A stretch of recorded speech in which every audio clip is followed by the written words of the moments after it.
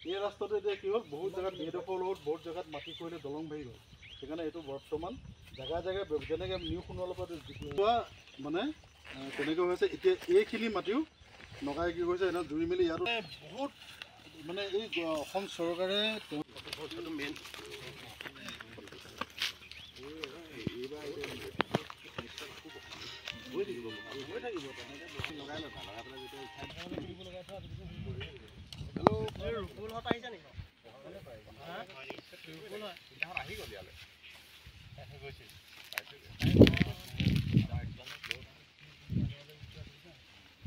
অসম সংলগ্ন ৰাজ্যসমূহে বিভিন্ন সময়ত অসমৰ ভূমিৰ আগ্ৰাসন চলাই তেওঁলোকে বিভিন্ন ব্যৱসায় বাণিজ্য কৰি অহাৰ পাছতো অসম চৰকাৰক আমি দেখিছোঁ তেওঁলোকে নিষ্ক্ৰিয় ভূমিকা পালন কৰি আছে। অতি শেহতীয়াকৈ আপোনালোকে দেখিছে যে যোৰহাটৰ দিছৈ ভেলী, দিছৈ আৰু তিৰুহিলছ যি পাহাৰ আছে ইয়াতো বিভিন্ন সময়ত আগ্ৰাসন চলাই আহিছে আৰু অসম জাতীয়তাবাদী যুৱ ছাত্ৰ পৰিষদে বিভিন্ন সময়ত আন্দোলনাত্মক কাৰ্যপন্থা গ্ৰহণ কৰাৰ পাছতো আজি পৰ্যন্ত অসম চৰকাৰে এইখিনি ক্ষেত্ৰত কোনো ব্যৱস্থা গ্ৰহণ কৰা নাই।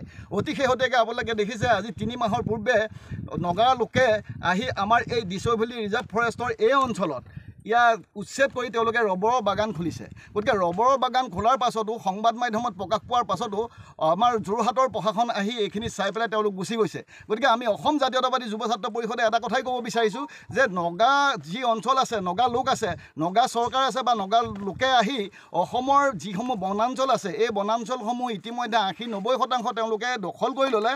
ইয়াত দখল কৰি তেওঁলোকে স্কুল স্থাপন কৰিছে, গীৰ্জা স্থাপন কৰিছে, ইটা ভাটা খুলিছে, চাহ বাগান খুলিছে, অতি শেহতীয়াকৈ তেওঁলোকে ৰবৰৰ বাগান খুলিছে। গতিকে ৰবৰৰ বাগান খোলাৰ পাছতো আজি অসম চৰকাৰে কোনো ব্যৱস্থা গ্ৰহণ কৰা নাই। সেইকাৰণে আমি অসম জাতীয়তাবাদী যুৱ ছাত্ৰ পৰিষদে ক'ব বিচাৰিছোঁ যে মুখ্যমন্ত্ৰী হিমন্ত বিশ্ব শৰ্মাই খিলঞ্জীয়া লোকসকলৰ কঠীয়া উচ্ছেদ কৰাতকৈ, নেমু বাগান উচ্ছেদ কৰাতকৈ তেওঁলোক আহি এই নগাৰ যি আগ্ৰাসন এই আগ্ৰাসন তেওঁলোকে ৰোধ কৰক আৰু যি তেওঁলোকে ৰবৰৰ বাগান ইয়াত খুলিছে, নিৰ্মাণ কৰিছে, এই ৰবৰৰ বাগানসমূহ অতি শীঘ্ৰে উচ্ছেদ কৰি যাতে অসমৰ ভূমি, অসমৰ দিছৈ ভেলী ৰিজাৰ্ভ ফৰেষ্ট, অসমৰ Dishai reserve forest, তিৰুহিলছ reserve forest তেওঁলোকে যাতে সংৰক্ষণ কৰে তাৰ কাৰণে আমি অসম জাতীয়তাবাদী যুৱ ছাত্ৰ পৰিষদে দাবী। এই ৰাস্তাটো এতিয়া কি হ'ল বহুত জেগাত বেদখল হ'ল, বহুত জেগাত মাটি কৰিলে দলং ভাঙি গ'ল। সেইকাৰণে এইটো বৰ্তমান জেগাই যেনেকৈ নিউ সোণোৱালৰ পৰা মানে তেনেকৈ হৈছে। এতিয়া এইখিনি মাটিও নগাই কি কৰিছে এনে জুৰি মেলি ইয়াতো বহুত মানে এই অসম চৰকাৰে মেইন